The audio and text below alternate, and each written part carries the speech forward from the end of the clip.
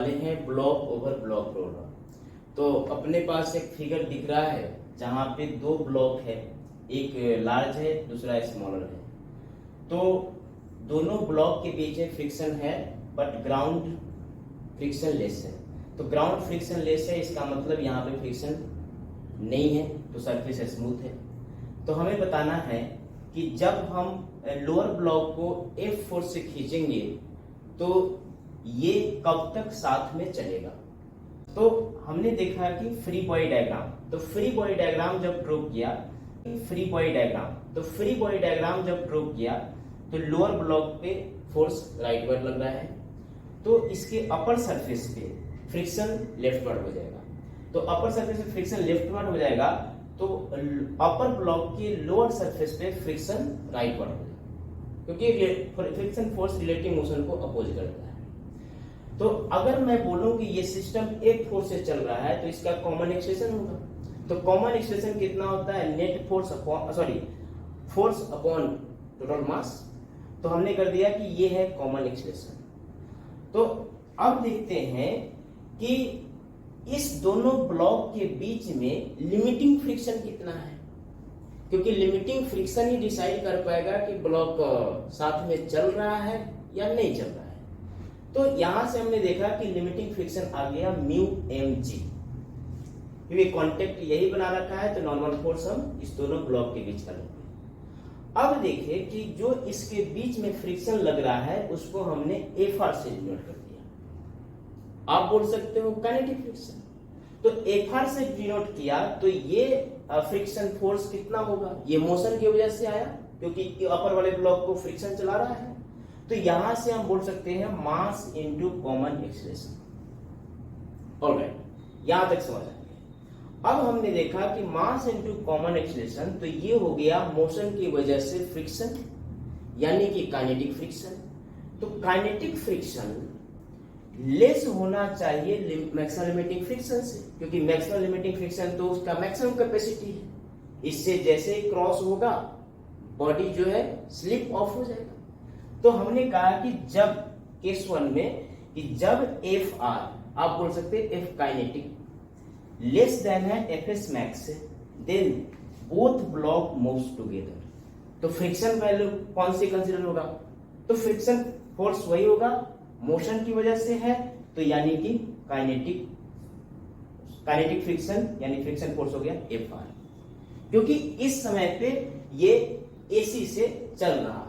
तो एसी से चल रहा है तो एफ आर हमारा फ्रिक्शन फोर्स हो जाएगा, क्योंकि यही है मोशन का फोर्स। नाउ केस 2 देखते हैं कि इफ एफ आर ग्रेटर हो जाए एफ एस मैक्स से, तो दोनों ब्लॉक क्या होगा, सेपरेटली मूव करेगा, इसका मतलब स्लिप ऑफ हो जाएगा। ठीक है, नाउ अब हम क्वेश्चन लेते हैं।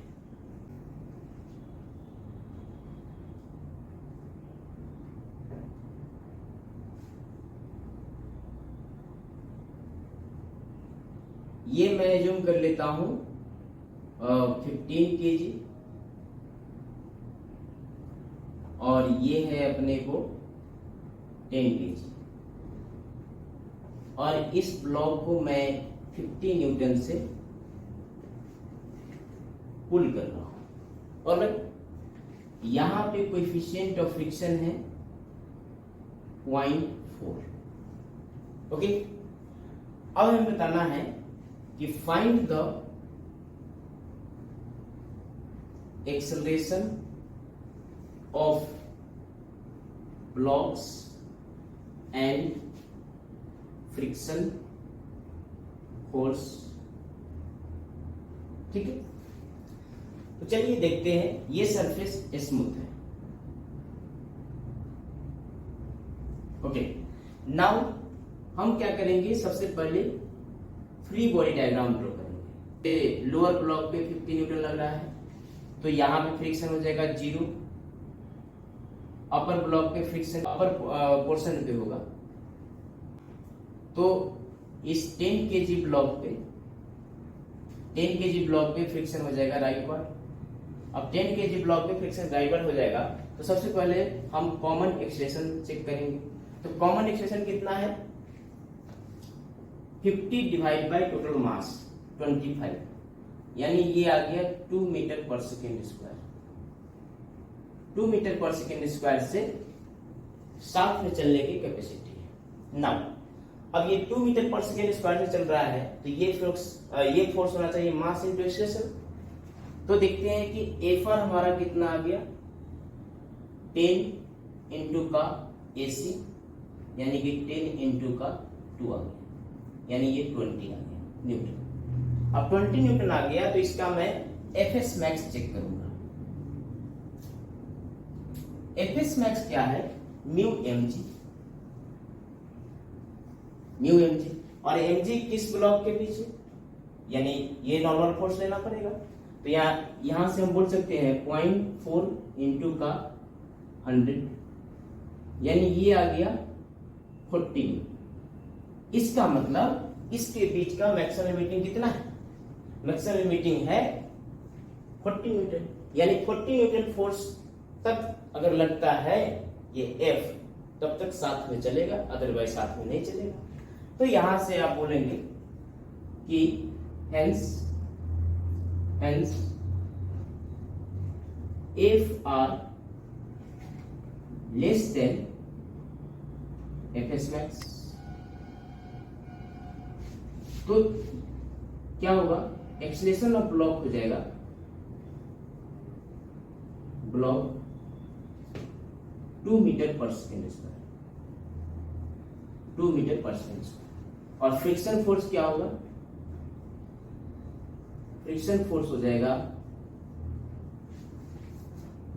20 न्यूटन। तो ये इस क्वेश्चन का आंसर है। आई होप कि आप इस कॉन्सेप्ट को लर्न किए होंगे। Thank you.